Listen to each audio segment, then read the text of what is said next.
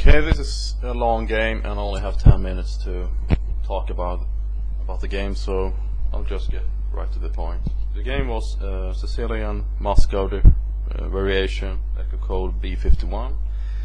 It was a blitz game. I was black and I was playing against Fritz 11, one of the strongest chess engines in the world. So let's just take a look at that.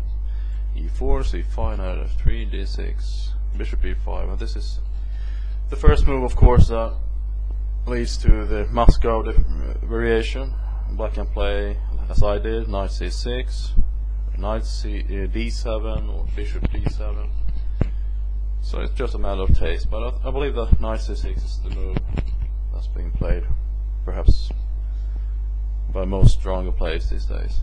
Castles, bishop D7, C3, knight F6, rook E1, A6, bishop F1, and bishop G4. I could have played bishop G4 right away, but it sort of delays that move after A6 when the white bishop moves back to F1. D4, takes, D5. I like D5 because there really are no other good squares for the pawn, and of course the knight on F6 if kick around after E5 or something. So it's a good move. Knight D7 after E5,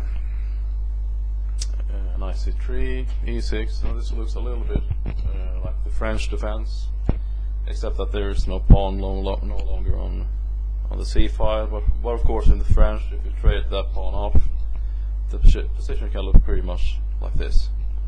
Bishop E3, bishop E7, H3, and bishop H5. And I didn't want to trade off the bishop, so I just kept it on that diagonal, pinning it.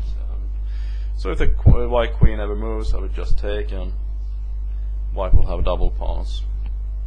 Rook C1, rook C8, A3. A3 stops bishop B4 or knight B4.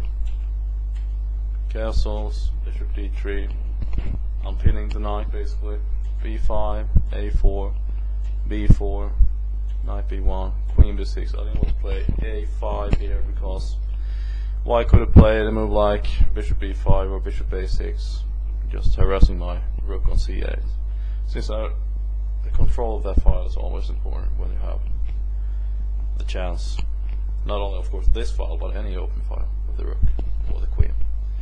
Knight B, B2, knight A5, potentially stopping a move like knight B3, and also playing knight C4, just potential moves. Bishop D3, queen B7, queen E2, knight B8, protecting the pawn on A6, queen F1, rook takes E1, takes, rook C8, take, bishop G5, and I didn't want to trade that bishop, so put it back on F8, takes, queen D1, and I believe that,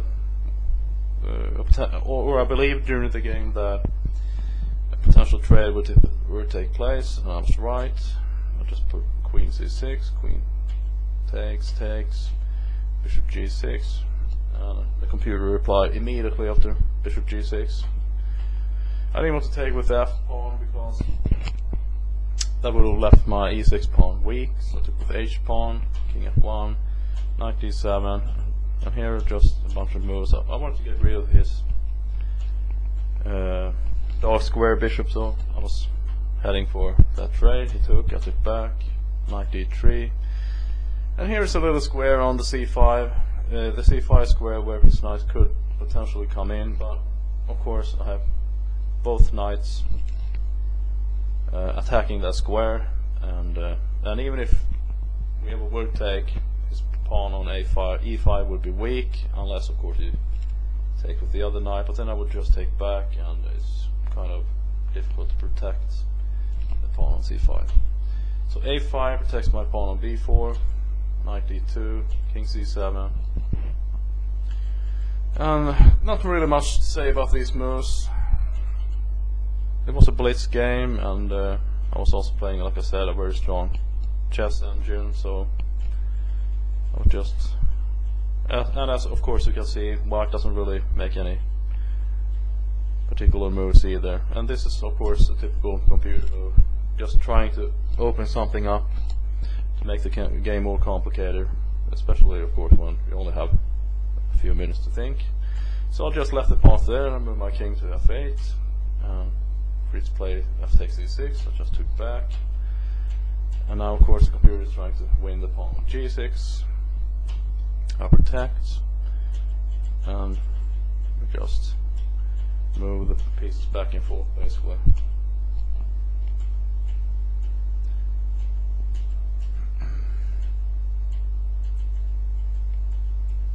And here, of course, I do lose the pawn on g6, but it doesn't really matter because I'll just play g5, and when he takes back, he has double pawns on the g file, and there's just nothing he can do, or it can do, with those pawns. So it's virtual, even though there are two pawns, but you know, the pawn in front is the one that counts.